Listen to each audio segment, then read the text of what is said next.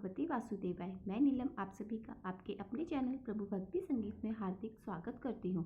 भक्तजनों, आज मास की कृष्ण पक्ष की एकादशी तिथि है और एकादशी तिथि पे एकादशी का व्रत रखा जाता है और आज की एकादशी व्रत का नाम है षटतिला एकादशी व्रत। एकादशी व्रत में श्री हरि विष्णु की कृपा पाने के लिए उनका व्रत धारण किया जाता है। अगर आप आज के दिन व्रत नहीं भी करते हैं तब आपको श्री हरि विष्णु की कृपा प्राप्त करने के लिए आज के दिन उनका पूजन जरूर करना चाहिए। उसके लिए आप साधारण तरीके से जैसे डेली पूजा करते हैं उसी तरह आप आज भी श्री हरि विष्णु की पूजा कीजिए। और षटतिला एकादशी व्रत कथा मेरे चैनल पर अपलोड कर दी गई है, आप उसे भी जरूर सुनिए। तो आइए अब हम श्रवण करते हैं माघ मास के महात्म का आगे का अध्याय। आगे के अमास मास के महात्म में श्री सूत जी कहते हैं कि उन श्रेष्ठ ब्राह्मणों को वह उत्तम नगर दान करके राजा चमत्कार धन्य हो गए। फिर उन्होंने अपने पुत्र पौत्र और अन्य सेवकों को बुलाकर कहा कि मैंने यह नगर बनवाकर ब्राह्मणों को निवेदन किया है, इसलिए तुम लोगों को मेरी आज्ञा से इस नगर से यत्न पूर्वक रक्षा करनी चाहिए, जिससे सभी ब्राह्मण यहाँ संतुष्ट चित्त और सुख पूर्वक रह सके। जो राजा भक्ति युक्त होकर इन सब ब्राह्मणों का पालन करेगा, इनकी सेवा करेगा, वह इस भूतल पर महान तेज प्राप्त करेगा। ब्राह्मणों के प्रसाद से और मेरे वचन से वह दीर्घायु और निरोगी रहेगा। इसके विपरीत जो कोई इनके प्रति द्वेष रखकर इन श्रेष्ठ ब्राह्मणों को कष्ट पहुंचाएगा वह निश्चय ही नरक में जाएगा। ऐसा कहकर राजा चमत्कार तपस्या में लीन हो गए और उनके पुत्र पौत्र आदि ने भी दी हुई शिक्षा के अनुसार ही बर्ताव किया। पुत्रों को राज्य और ब्राह्मणों को नगर देखकर राजा ने अपने लिए शंख तीर्थ में आश्रम बनवाया और वहीं रहकर बड़ी श्रद्धा के साथ देवादिदेव महेश्वर की आराधना की। उनकी आराधना से प्रसन्न होकर महादेव जी ने प्रत्यक्ष दर्शन दिया और कहने लगे, हे राजन, मुझसे मनवांछित वर मांगो। तब राजा कहने लगे, प्रभु, अनेक तीर्थों का आश्रयभूत यह पूर्णतः क्षेत्र आप भगवान हाटकेश्वर के महात्म से सब पापों का नाश करने वाला है।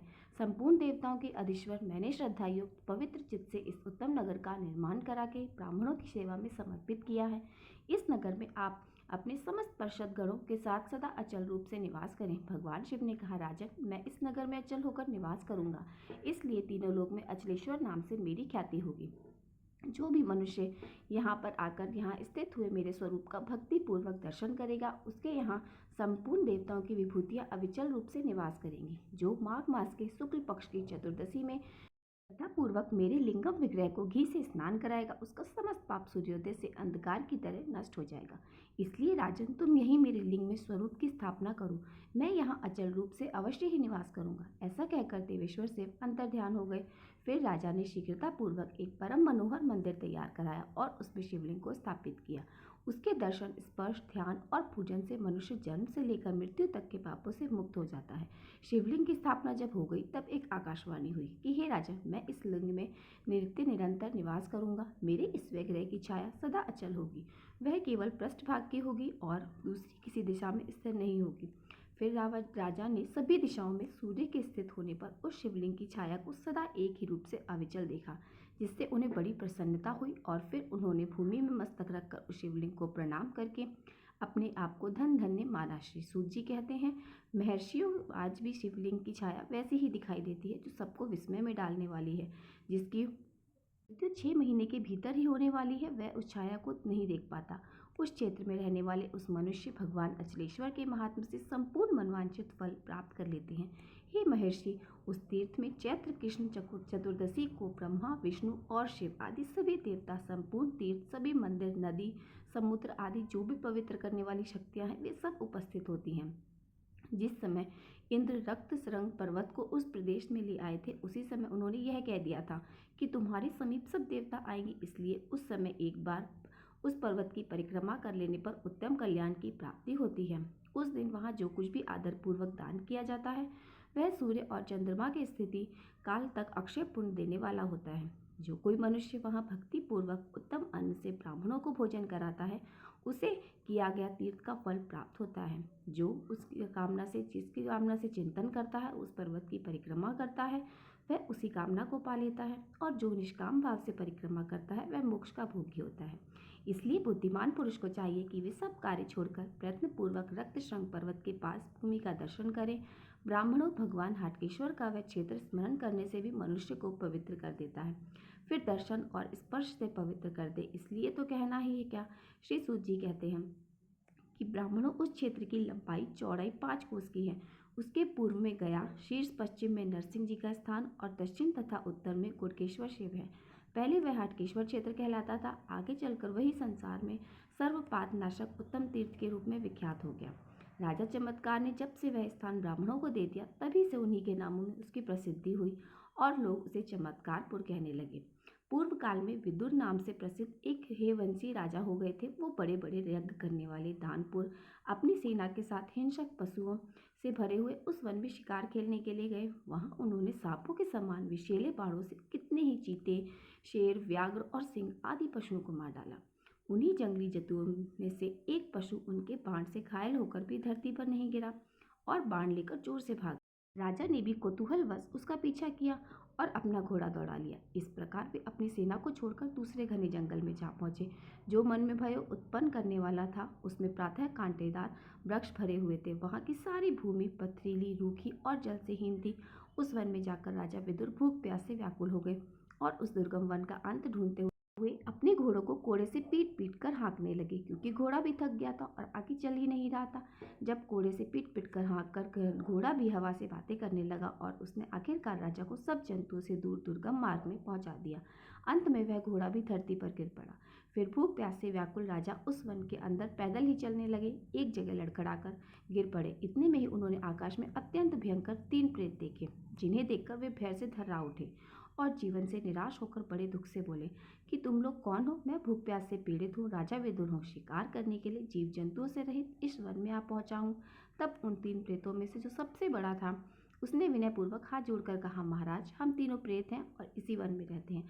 अपने कर्म जनित दोष से हम लोग महान दुख भोग रहे हैं। मेरा नाम मानसात है, यह दूसरा मेरा साथी विदव है और तीसरा कृतज्ञ है, जो हम सब में बढ़कर पाप आत्मा है। हमें जिस जिस कर्म के द्वारा यहाँ एक ही साथ प्रेत योनि की प्राप्ति हुई है, उसका कारण भी सुनो। राजन, हम तीनों वेदपुर में देवरा नामक महात्मा ब्राह्मण के घर में उत्पन्न हुए थे। हमने नास्तिक होकर धर्म मर्यादा का उल्लंघन किया और हम लोग सदा पराई स्त्रियों के मुंह में फंसे रहे। मैंने जीवा की लोलुपता अर्थात लालच के कारण सदा मांस का भोजन किया, इसलिए मुझे अपने कर्म के अनुसार मांसा प्राप्त हुआ।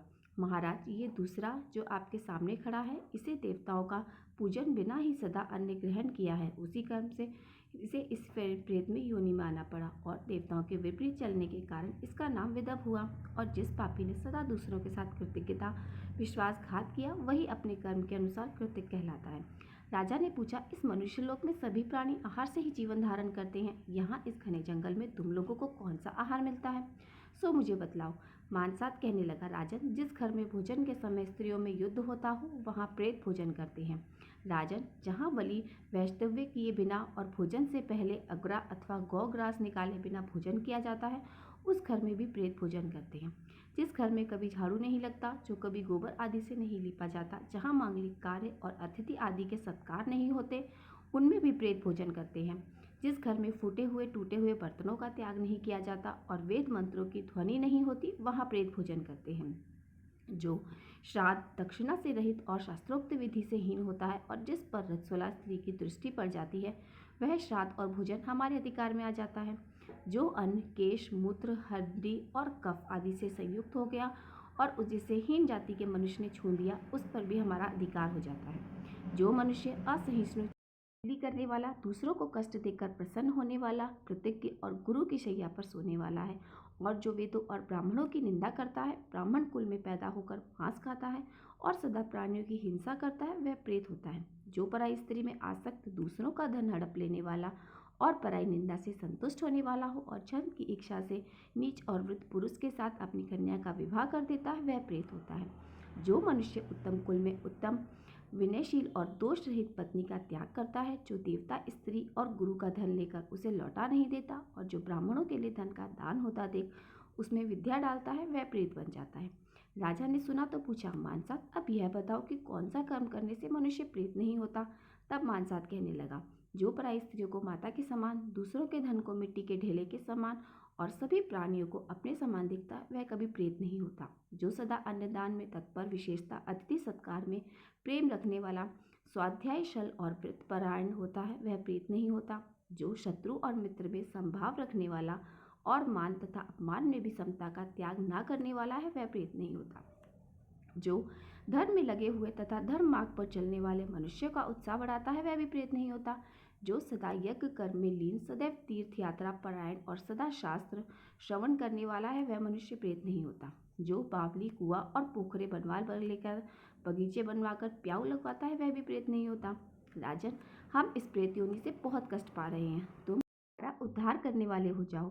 गया शीर्ष नामक पवित्र तीर्थ में जाकर तुम हम तीनों के लिए अलग अलग श्राद्ध कर्म करो, जिससे हमारी यह प्रेत योनि निर्वत हो जाए। तब राजा बोले, जिस योनि में इस प्रकार पूर्व जन्म की बातों का ध्यान होता है, आकाश में भी चलने की शक्ति प्राप्त होती है और धर्म तथा अधर्म का सम्यक ज्ञान है, उसकी निंदा तुम क्यों करते हो? मानसात ने कहा, राजन, यह प्रेत योनि अधम देव योनि कहलाती है। इसमें केवल 3 ही गुण हैं। पहला, पूर्व जन्म का स्मरण, दूसरा, आकाश गमन की शक्ति और तीसरा, धर्म और अधर्म का निश्चय। इसके सिवा इसमें सब दोष ही दोष भरे हैं। अगर हम लोग इस वन की सीमा से बाहर जाते हैं तो हमारे ऊपर बिना देखे हुए मुद्र की मार पड़ती है।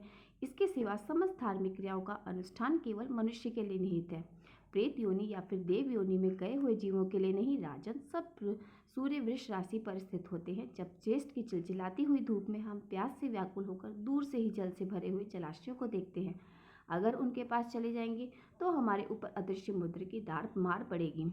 इस प्रकार हम दूर से ही देखते रहते हैं। गृहस्थ के घरों में नाना प्रकार की रसोई तैयार करके रखी हुई है और हम भूख से व्याकुल रहते हैं, किंतु उस रसोई को ले नहीं सकते। अच्छे फल वाले वृक्षों को हम देखते हैं, किंतु हम उनके सेवन का अवसर भी नहीं पाते। और अधिक क्या कहूँ, जो घृणित और क्लेशदायक कर्म है, हम सब के पास स्वतः उपस्थित हो जाते हैं। बिना किसी दोष के हमारे प्राण यात्रा नहीं चलती। जल, छाया, अन्न और सवारी, यह सब हमारे लिए नहीं है। इसलिए प्रदोष काल आने पर हम सब छिद्र ढूंढते हुए रहते हैं। हमारे आकाश गमन की शक्ति की बात जो तुमने कही, वह भी व्यर्थ है। उस समय आकाश गमन की शक्ति से धर्म विवेक से बरे और पूर्व जन्म की स्मृति से भी क्या लाभ है, जिसके द्वारा मोक्ष की सिद्धि नहीं हो सकती। इसलिए राजन, यद्यपि यह आकाश गमन आदि प्रेतों के गुण बताए जाते हैं, फिर भी इनके द्वारा कोई सिद्धि नहीं मिलती। उल्टे इन गुणों के कारण केवल दुख ही दुख होता है, क्योंकि प्रेत योनि किसी भी शुभ कर्म के करने में असमर्थ है। राजा बोले, अगर मैं इस महान वन से घर को लौट जाऊं तो निश्चय ही तुम सब लोगों के लिए गया श्राद्ध करूंगा और यत्न पूर्वक सभी उपायों से तुम्हारा उद्धार करूंगा।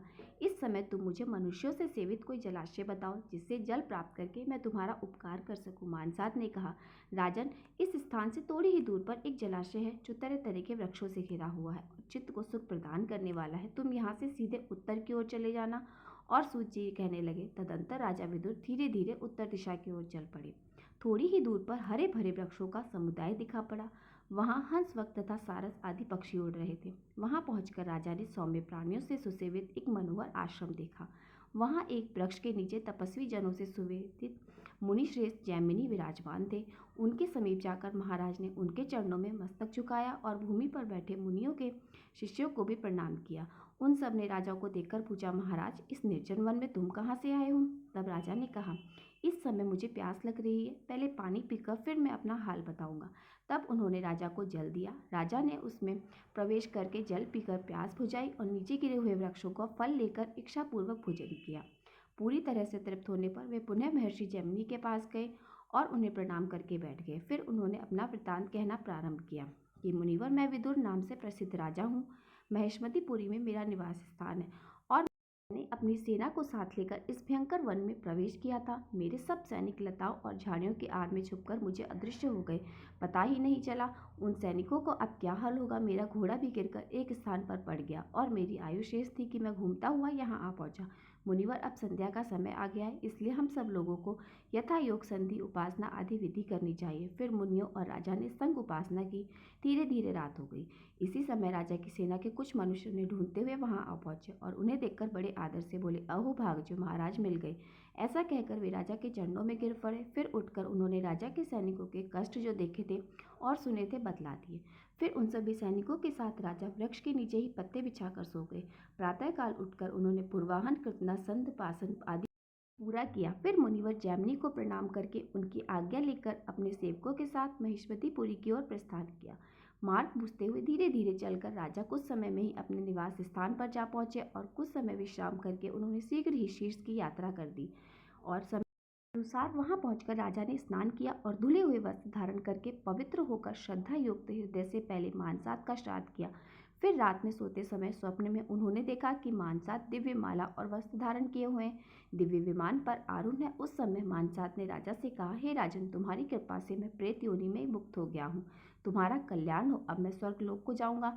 तब हर्ष से भरे हुए राजा विदुर ने विदेवत के लिए यथा योग श्राद्ध किया। फिर वह भी उसी प्रकार राजा को स्वप्न में दिखाई दिया और मानसात की तरह ही कृतज्ञता प्रकट करके स्वर्गलोक को चला गया। फिर तीसरे दिन राजा ने पूर्वतः श्रद्धा वह कृतज्ञ के लिए भी श्राद्ध किया। रात को उसने भी स्वप्न में दर्शन दिया, किंतु वह अभी भी उसी प्रेत रूप में आया था और बड़े दुख से घिरा हुआ था। कृतज्ञ ने कहा, महाराज, तड़ाक के लिए नियत धन की जिसने चोरी की है और जो सदा कृतज्ञ रहा है, मुझ ऐसे पाप आत्मा की अभी तक मुक्ति नहीं हुई। इसलिए जिस प्रकार मुझे भी इस दुख से मुक्ति मिल जाए वैसा कोई उपाय करो और अपनी की हुई इस सत्य प्रतिज्ञा को पूरा करो। सत्य ही पर ब्रह्मा है, सत्य ही परम तप है, सत्य ही परम ज्ञान है और सत्य ही परम शास्त्र है। सत्य केवल से वायु चलती है और सत्य से सूर्य तप रहा है और सत्य वचन से ही समुद्र अपनी मर्यादा का लंघन नहीं करता। राजन, तुम भी सत्य को ही आगे रखकर मेरा उद्धार करो। यह पुण्य तुम्हारे लिए तपस्या से भी बढ़कर कल्याण का साधक होगा। राजा विदुर ने पूछा, प्रेत, तुम्हारी मुक्ति किस उपाय से हो सकती है? मुझे शीघ्र बताओ। दुष्कर होने पर भी मैं उस उपाय को अवश्य करूंगा। तब प्रेत ने कहा, राजन, चमत्कारपुर में जो हाटकेश्वर क्षेत्र है वहीं कलयुग से डरा हुआ शीर्ष तीर्थ पलक्ष अर्थात पाकड़ नामक वृक्ष के नीचे धूल में छुपा हुआ है। उसके चारों ओर संयोजित शाक, कुशा और जंगली तिल के पौधे हैं। वहीं जाकर तुम तिल, अन्न, शाक और कुश आदि सामग्रियों के द्वारा मेरे लिए श्राद्ध करो। ऐसा करने पर शीघ्र मेरी मुक्ति हो जाएगी। प्रेत की बात सुनकर दयालु राजा वहीं गए और उसके बताए अनुसार उन्होंने सब कुछ किया। पहले जल के लिए वहां एक छोटा सा कुआं खोदा, फिर वेदों के पारंगत श्रेष्ठ ब्राह्मणों को बुलाकर कृतज्ञ के उद्देश्य से शास्त्रोक्त विधि के अनुसार श्राद्ध किया। उस श्राद्ध के पूर्ण होते ही कृतज्ञ दिव्यपुरी धारी पुरुष होकर श्रेष्ठ विमान पर सवार हुआ और विदुर से बोला, प्रभु, आपकी कृपा से मैं इस भयंकर प्रेत शरीर से मुक्त हो गया हूँ। अब मैं भी स्वर्ग को जा रहा हूँ। श्री सूत जी कहते हैं, तब से लेकर गया शीर्ष क्षेत्र में वह लघु कूप प्रसिद्ध हो गया। वह उस क्षेत्र में पितरों की पुष्टि कर देने वाला है। जो अश्विन मास में पितृपक्ष की अमावस्या को वहाँ काल, शाक, जंगली तिल, तैयार किए हुए अन्न और कुशा आदि के द्वारा श्रद्धा पूर्वक पितरों का श्राद्ध करता है, वह उत्तम फल का भोगी होता है। अग्निस्वाद, बहिष्यत, आजप और सोम ये पितृगण वहाँ सदा निवास करते हैं। इसलिए उस तीर्थ में जाकर समय या असमय में सदा ही प्रयत्न पूर्वक श्राद्ध अवश्य करना चाहिए। हरे कृष्णा। आज के अध्याय में बस इतना ही। इसके आगे का वृत्तांत आप सभी अगले अध्याय में जरूर सुनिएगा।